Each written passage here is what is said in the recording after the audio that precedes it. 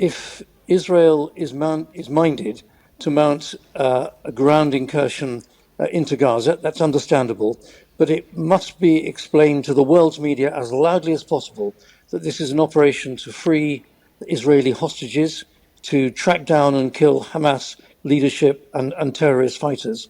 And it's not a war of Israel against the Palestinians. The majority of the Palestinian people have a right to live their lives in some construct in the future. This has got to be seen to be a fight against Hamas and whoever is pulling Hamas's strings, and that's Iran. Lord Dannatt, the former head of the British Army, joins us now in our briefing room, set up, convened now for this subject. Welcome to you, Richard. John, good evening. Good to join you again. It's good to have you here, Richard. What do you make of what you've seen in Israel and the Gaza on the military front? Of course, first of all, troops massed, warplanes ready to take off, airstrikes already in taking place. It looks as if the way ahead is clear, does it not? This is going to escalate inevitably and significantly. Well, yes, on the evidence of what we're being shown, that would appear to be the case. And one's got to say that one has every sympathy with the Israelis because they have been subjected to the most violent, vile, outrageous attack in Israel's history. So they have every right to retaliate. But I think the big issue here is that they have got to think through the consequences of what they do next. And it needs unpeeling the onion, if you like, to trying to get to what's really going on here. Did Hamas just choose to make this attack because it wanted to make a statement as far as Israel is concerned? Or the question really is who is pulling the strings of Hamas? And the answer has to be Iran. And then you get to the question, what is Iran's problem at the present moment? And the fact of the matter is, Iran doesn't like the way the Middle East is developing and therefore has used Hamas to create chaos in the hope that the Israelis will overreact and cause an even greater problem in the region. It needs thinking through very carefully on the part of the Israeli government. Well, you sum it up very, very well and very, very clearly. I mean, the desire for retribution is obvious and perfectly understandable on the part of Israel's leaders and the people of Israel. But if they're going to be playing into the hands of Hamas and even those who are pulling the strings behind Hamas, surely they would need to think again, because this looks like a long conflict and it can escalate. Well, absolutely. The next stage of escalation is for Iran to give the green light to Hezbollah in southern Lebanon to launch an attack from southern Lebanon into northern Israel. And the amount of rocketry and missiles that Hezbollah have got, largely gifted by Iran over many years, can strike the length and breadth of Israel. That would be a huge escalation. And it's perfectly possible that might happen. Now, if Israel is minded to mount a ground incursion into Gaza, that's understandable, but it must be explained to the world's media as loudly as possible that this is an operation to free Israeli hostages, to track down and kill Hamas leadership and terrorist fighters. And it's not a war of Israel against the Palestinians. The majority of the Palestinian people have a right to live their lives in some construct in the future. This has got to be seen to be a fight against Hamas and whoever is pulling Hamas's strings, and that's Iran. How far would it be possible for the Israeli military to contain the level of death and destruction following from the strike, which we fully expect is going to take place? Hamas, we know, has in the past over and over again used its own people as human shields.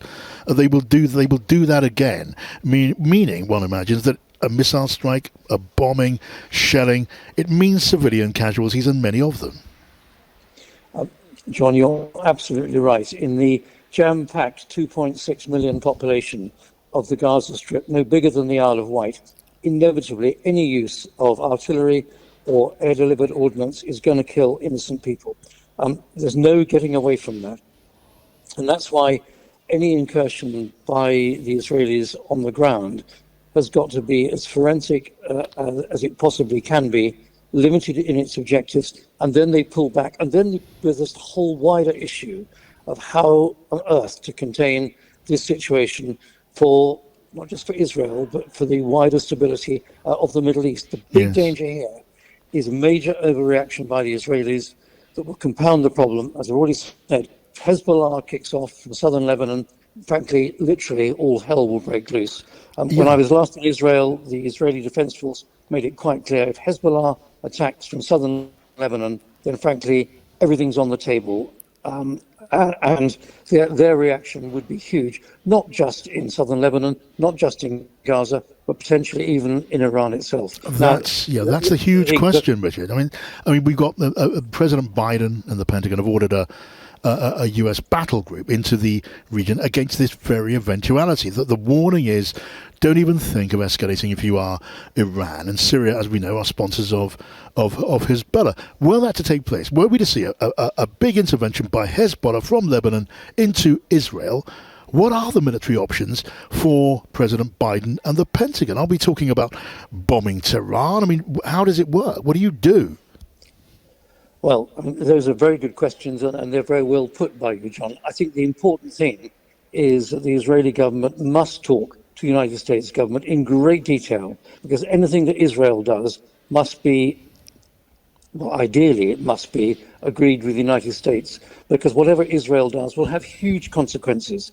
United States and other countries, such as our own, have agreed that we will support Israel up to the hilt. But Yes. frankly, we can't support them if they provoke such a massive reaction or overreaction that the whole Middle East blows up. I'm afraid it's a very worrying time in world politics, not just for Israel, not just for the Middle East, but actually all the other interrelated international relation issues. Yes. And it plays into the Ukraine war, it plays into relations with China, it plays into so many things that this is a really critical moment in world history. Yes, and I guess there may be, as at least a significant military power with a strong intelligence capability, which we have offered to lend to Israel as a friendly nation. There could be difficult decisions, political decisions on the part of British leaders, depending on how the thing develops. At what point do you think that we cannot give you unconditional access to our intelligence or other forms of support? We're not there yet, but they will be potentially in the background down the line. Well, that's why conversations must be urgent and they must be frank. And whatever the Israelis do, they must at least have the agreement of the United States and ideally other countries such as ourselves as well. And of course, if we just step back a little bit into history, I'm afraid we can't wash our hands and say this is a problem in a faraway place. 100 years ago, T.E. Lawrence promised the Arab nation a homeland. Prime Minister Balfour promised the Jews a homeland. It's the same place. It's the same problem 100 years later. Yeah, I mean, look, you are used to, from your career, working hand in glove with the intelligence service and the intelligence agencies, including British military intelligence. Were you astonished that the Hamas raid into those Israeli settlements, that music festival, into those communities, that took place without apparent warning, that they had no inkling of what was coming? I think that's a major eye being taken off the ball by the Israeli intelligence services and their armed forces. But of course, put it in the immediate local context. There have been issues, friction between the Israeli Defense Forces and their government, reservists refusing to soldier, a number of issues running. And this has deflected the normal determination to protect the safety of the country. And you put all those things into one, and Hamas asks itself the question, well, is this the moment to strike? Are the Israelis' eye off the ball? And the answer is probably that they were. But a massive failure of intelligence and a massive failure of their physical protection, whether it's the fence, whether it's drones, whether it's surveillance, everything designed to keep Israeli citizens and their territorial integrity safe, failed. And that is a real tragedy. And it's been compounded by the appalling actions by the Hamas fighters. All right, Richard, thank you so much. Richard, Lord Dannatt there, former head of the General Staff, head of the British Army, sharing his thoughts in our briefing room this evening on the crisis in Gaza and Israel.